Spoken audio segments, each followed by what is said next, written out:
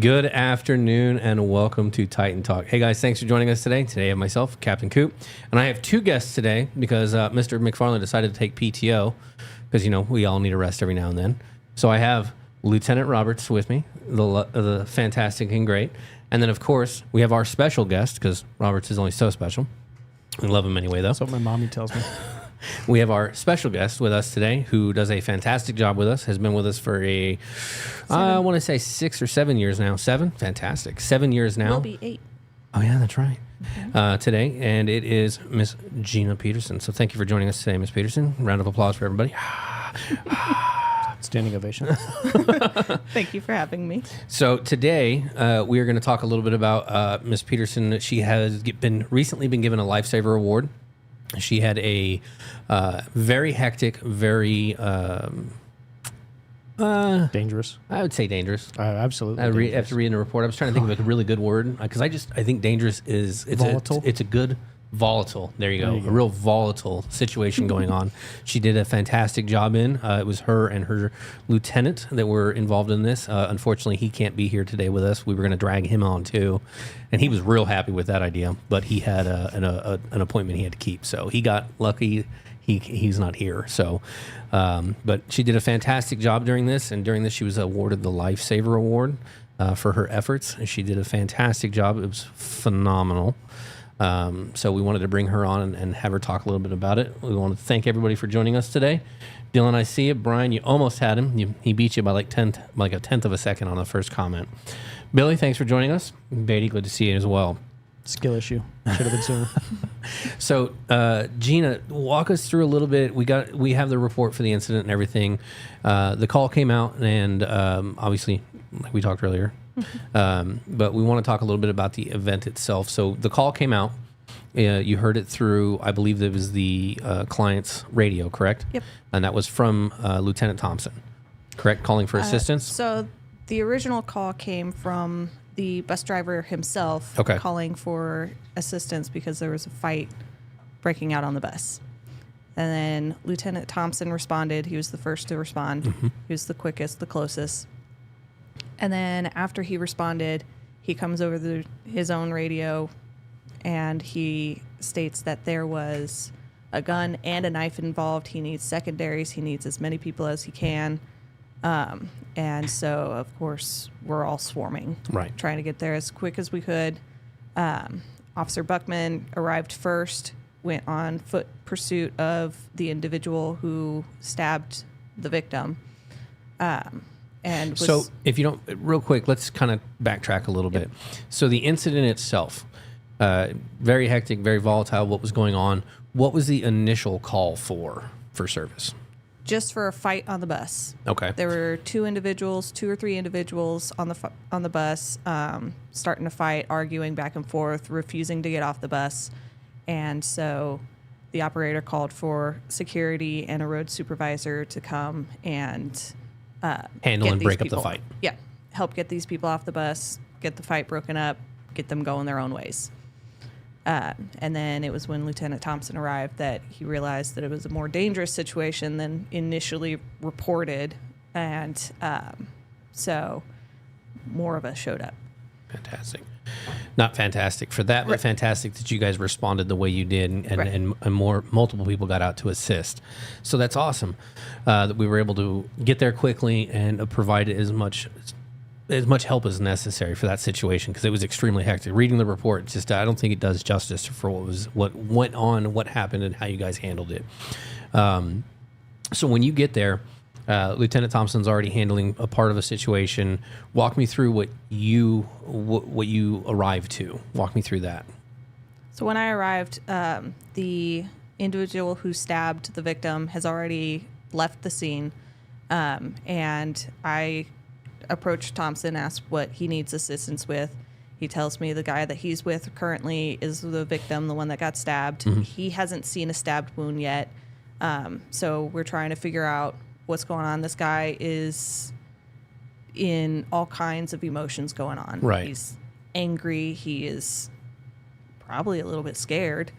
It's a very traumatic situation to go through when you're having when something starts off as simple as a disagreement and turns into a stabbing, because that's what it wound up happening with this individual, correct? Correct. He got slashed. Yes. No, it actually stabbed, not slashed. Stabbed. Yeah. Oh, okay. And we're frankly lucky that it was only a stab, because Yeah, it could have been worse. Oh, absolutely. Worse has happened for less. Oh, yes, absolutely. This situation could have ended up a lot worse because the individual who got stabbed was also the individual who had the gun. Yeah. Right. And he pulled his gun and pointed at the woman who stabbed him and was very close to pulling the trigger, and that's when Thompson showed up. And was able to defuse that part of the situation. So as soon as Thompson showed up, he sees him pulling into scene, and he puts it away. And then when Thompson walks up, he lets Thompson know, hey, I have a gun. You need to take it or I'm going to use it. Right. So Thompson takes it and while Secures the weapon. And yeah. And so while Thompson's taking it and securing it, that's when the fight breaks out again. And then he comes over the radio saying that he needs more. So we show up. And when I arrived, the individual sitting on the ground, holding his arm real close to him, saying he's been stabbed. We need to get the lady who got him. He's more focused on us going after her than trying to get his own help. And so at that point, I notice blood is coming out of his coat sleeve because he had a coat and a jacket on. double layered. Okay. And so I see blood just pouring out of his coat sleeve. And so I asked Thompson, I was just like, what do you want me to do? Like, EMS isn't here yet. Do you want me to go after this person and assist Buckman with the individual who stabbed him? Do you want me to stay and assist you? He asked me to stay and assist. Was going to go for his med bag in his car. And then I realized the blood. And so I was just like, we might need to tourniquet that because it's coming out. It's coming out. It's coming out pretty steady. Right. And so that's when he noticed and looks down and is just like, oh shit, yeah, we should probably get a tourniquet on this. And so I retrieve my tourniquet and we apply it. Tourniqueted his arm. Yes. Wow, that sounds like a really word. Really, Are you sure we that's right? applied I the don't know if tourniquet. I don't know if that's the right word. Tourniqueted. It doesn't sound. But it sounds good though. Tourniqueted. It does. It does sound good. It did. But you applied a tourniquet. We to, applied to the tourniquet to the wound. to We the had to wounded take arm. off his first layer, trying to see where the wound was. And then at that point, we had to push up the other sleeve. And at that point, that's when we noticed it spurting. And we're like, yep, pretty good idea to... That's where it's coming from. Yeah. Yeah. Pretty good idea to get the tourniquet on this since it's spurting. And so we get that applied. And at that point, EMS is still not on. We can't even hear sirens. So I get on my phone and I call 911 myself. And it's just like, we need EMS here now. Like, we just applied a tourniquet on this guy. It's spurting. We're pretty sure an artery was hit. Like, it needs to be here now. Right. And then maybe 5 minutes later, that's when EMS finally shows up and gets him taken away. And that's just a fantastic job. Everything that went down, being able to maintain your guys' composure the way you did to not only assist the individual, but secure a dangerous weapon. You're able to find the wound, apply a tourniquet to it, or as Brian so aptly agreed that it is a word, tourniqueted him. Tourniqueted. I don't know if it's actually a word, but it sounds really good for some reason. It does. Someone should look it up. Brian. But so we applied a tourniquet to stem the bleeding and buy time for EMS to get there. EMS gets there and they do their job. They make sure he's okay and get him all taken to the hospital and everything. So the individual that stabbed him, PD wind up getting her as well, correct? Not that day. Not that day? No. Oh. I don't even know if they got her afterwards. After the fact? But our officer followed them on foot quite a few blocks away. Right.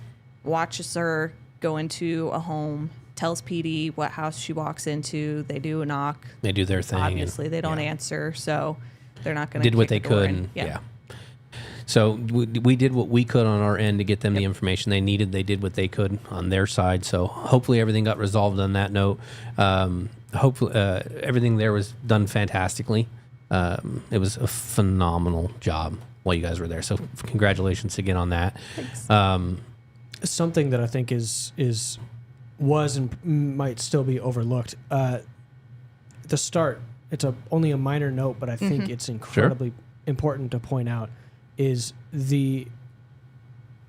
when Thompson first showed up, his presence alone Yes. was a massive deterrent. Good mention. Yes. It could have gone wildly out of control. Just him arriving on scene in a timely manner, Correct. completely diffused the situation. Our presence Alone. shut down where it could have gotten worse. That 100% agreed.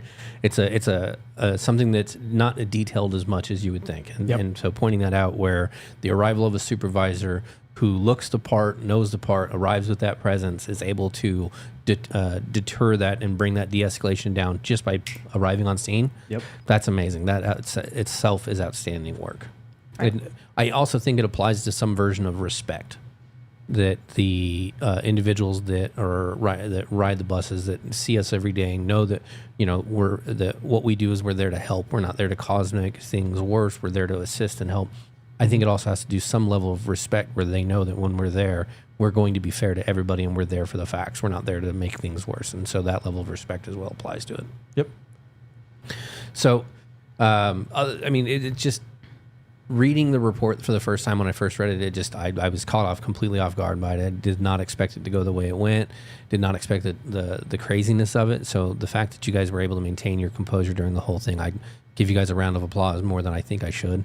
But actually, no, I think you guys deserve more round of applause than I give you, because it's an amazing thing.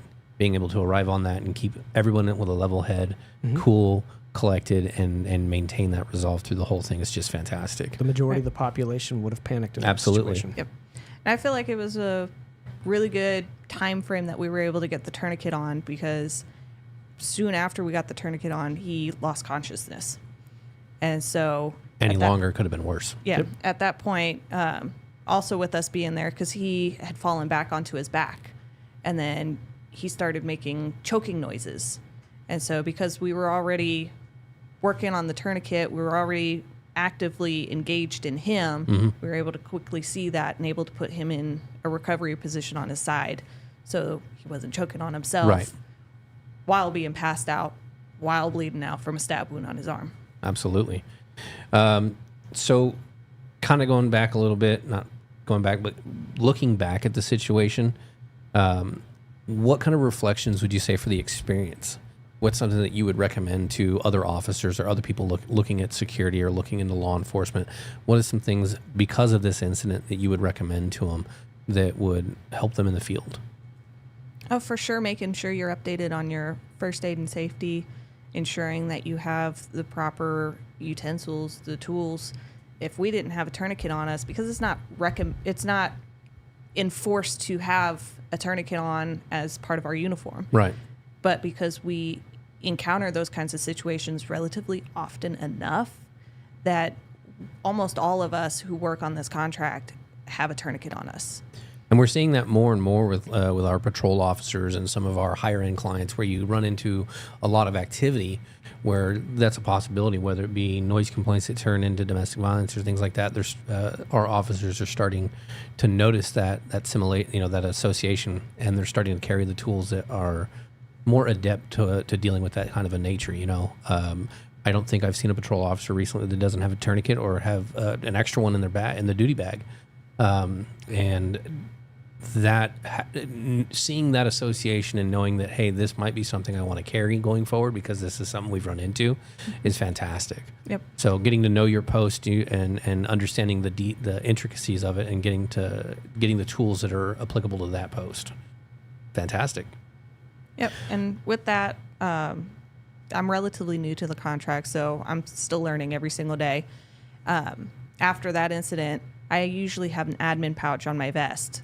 And in my admin pouch, I've started carrying more first aid related items just on the off chance that I need them. Right. Because I'd rather have a not need it than need it and not have it. Yeah. Just like with the tourniquet, I'm very thankful that I had that on me and was able to get to it and apply it, because there's no telling what would have happened if we hadn't done that. Right. What steps have you taken to give yourself the mental preparedness for this kind of situation? How did you keep your mental clarity with all of this going on at once? I'm a big what if thinker. Good question. I'm a big what if thinker. I'm constantly throughout my day while I'm working, I'm constantly thinking, well, I'm here now. What if this were to break out? What if this were to happen? What would I do? How would I react?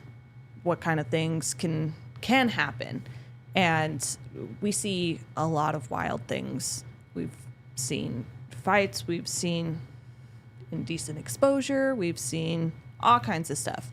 And so I try to keep myself open to the opportunities of things that in certain contracts you might not see, but because ours is so widespread out and we see such a variety of people, I try to keep an open mind on what could happen.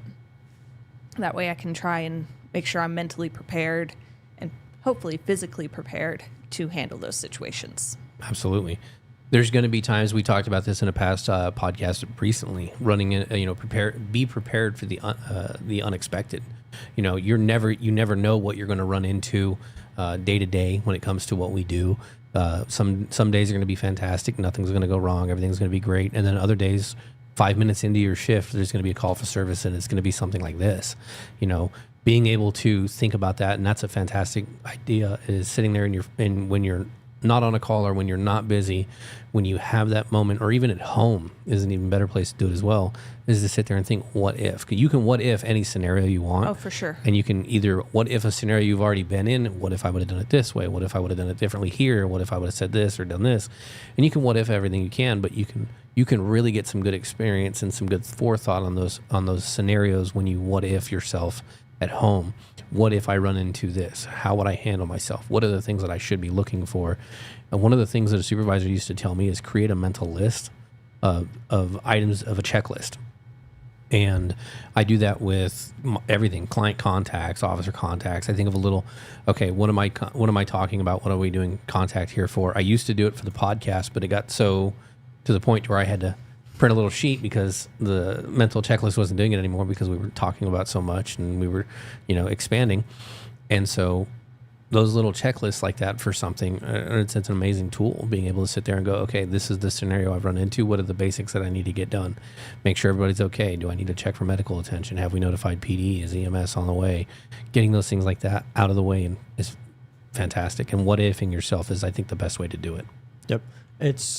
We've talked about it before about with different kinds of trainings and repetitions, making the final determination, because that first thing you're going to try is probably not going to work. The repetitions, even if mental, can have a lasting effect on your job, especially in our field. Absolutely. Okay, let me ask you this. How do you think this experience influenced your approach as an officer? Do you think that this experience changed anything about how you're going to do your daily job? I don't think so, not necessarily, because I'm aware that that's always a situation that could happen. And because of that, it's already part of my job. And so I don't think it really changes anything. I'm expecting the worst, but hoping for the best. What was that old adage? I've heard it before. Is it plan for the worst, hope for the best? Yep. I think is what I've always not always been told, but I think I've heard that one a few times in my life. Yeah, I have heard plan for the worst and hope for the best. And that's really what you can. That's all you can do.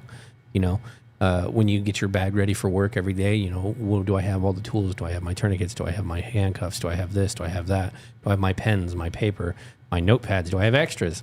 Do I have extra batteries for my flashlight? Because I've run into situations where I take my flashlight out, click on it, and it's dead. It's like, oh, okay, well, I got to go back to the car real quick.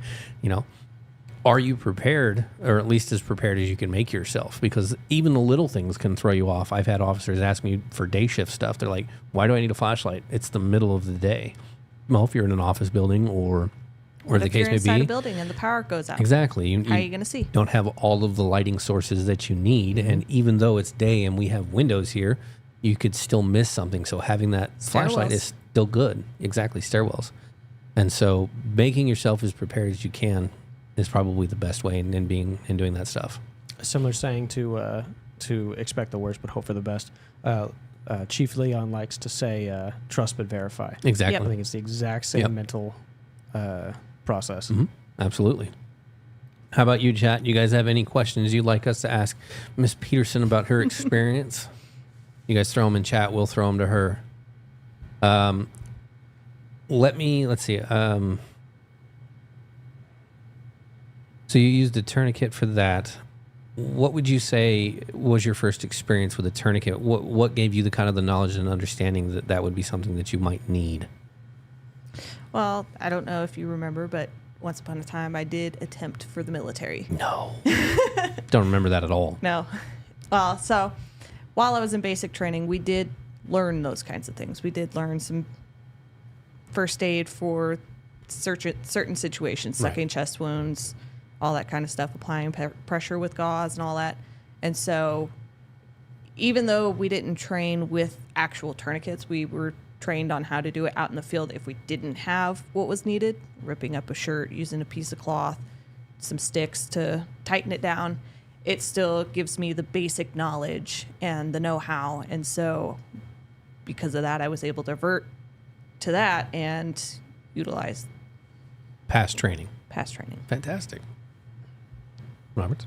No, I think it speaks volumes to the training that you've had in the past, the experience that you've had. I think the experiences that you've encountered over the course of your career in both military and with security, it being able to keep a level head in that situation. I think there's no training out there that can prepare you for an encounter that is this volatile, but the experience that you've had was probably the defining factor in being able to handle the situation the way that you did. Do I have a question for her? Or no, it was just waiting to see if you were done. Oh. You seemed to struggle a little bit there, so I was just making sure you were good. The cogs are turning. It's still early for me in the day. It is. I called him on his day. I called him in before he was supposed to come into work. So, I was only out with my family, but hey, it's fine.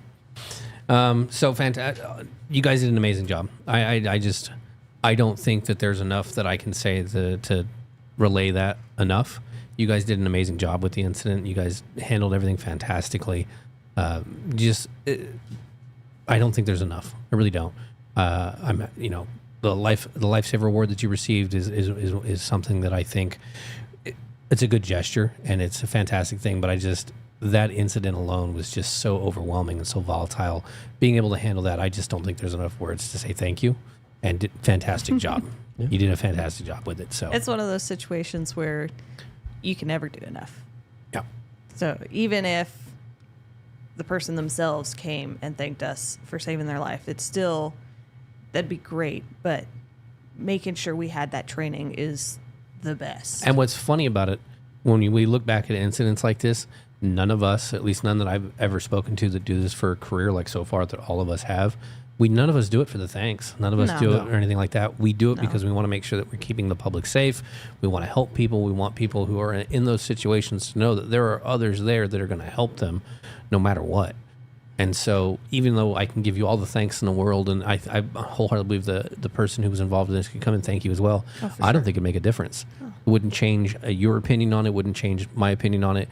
You, like us, view it as another day that we were able to keep somebody safe, and that alone is what makes it worth it for us. If you're doing it for the thanks, you're doing it. You're not. It's not the right reason. Yeah, you're not going to get that thanks. You don't get thanks very often. No. I've gotten a few. Just some of the regulars that we get riding the buses. I've gotten a few where they're just like, "Well, thank you for being here. I was just riding buses today." And a lot of the people that were getting off is thank you for being here. Thanks for your service. Thanks for keeping us safe. And so we get it every now and then, but it's not an everyday thing. Right. And it's not an every one person. Like not every single one of us gets it every time we make contact with someone. Yeah. Is there any advice that you would like to give to people listening or to officers that may see this in the future?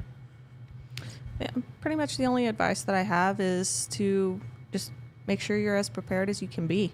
That's all you can really do is rely on the training that you've gotten. If you need any more training, always reach out. We could all use more training. Right. Always. But always reach out if you have anything specific you'd like to see get added to the training. I'm sure there would be no fighting on at least listening. Oh, definitely because we can always use the suggestions. Yeah, our instructors may be instructors, but there are still gaps in their knowledge, and I'm sure they would love to fill it. And that's the thing is it's something that when it comes to that, something a lot of people got to understand is even as an instructor, we're continuing to learn too. Absolutely. I'm an instructor myself. I'm an instructor for firearms, but it doesn't make me an expert. Yep. I have a lot of firearms knowledge, but again, I'm not an expert. I know a lot of things and I can instruct you how to be better, but I'm always learning myself. I'm still, I just re-upped my firearms certification, and there's new information. I printed that out. I got it at home. I've been reading it as light reading. Changes all the time. Yeah. Nothing's always the same. There's always going to be changes. There's always going to be more. There's always going to be things added, things taken away that you can just take that knowledge, learn on it, use it. Absolutely.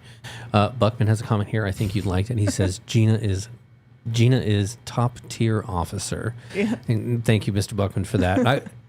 And for everyone who was participating in this event, really is what it is. This incident, you guys did a fantastic job. Everybody who participated had a role to play. Everybody played their role fantastically. We did everything we could as fast as we could get it done, and we got everything handled. So for everyone who participated, thank you guys so much for your guys' outstanding work for this. It was an amazing thing. You guys did a great job. And just, again, thank you guys so much for your dedication to that. We do our best. Absolutely. That's why and that's all you can ever ask. That's all you can ask. One of among the PRN team, one of our typical sayings is we don't expect perfection, we expect excellence. And what I'm seeing out of you and the other officers involved in this incident was absolutely excellence. Well, thank you. Absolutely. I'd agree with that 100%. So other than that, I don't have anything else for you other than saying, again, thank you so much. Congratulations on the award, but fantastic job what you guys did on the incident. Everybody who was there, just fantastic job. On behalf of everyone who is there, thank you for the recognition.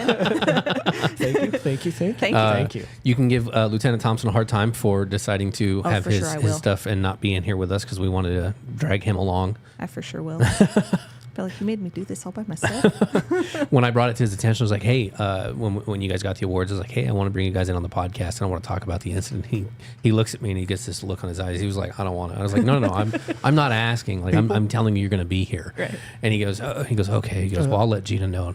And like 5 minutes later, he gets a smile on his face and he looks at me and he goes, I've got an appointment that day. I can't make it. And I'm like, no, you can't get out of this that easy. And he goes, no. And he showed me and I'm like, I was like, he just didn't. It was a pretty serious appointment. Yeah. So I'll let him slide on this one, but I'll still give him a hard time. I would. Always.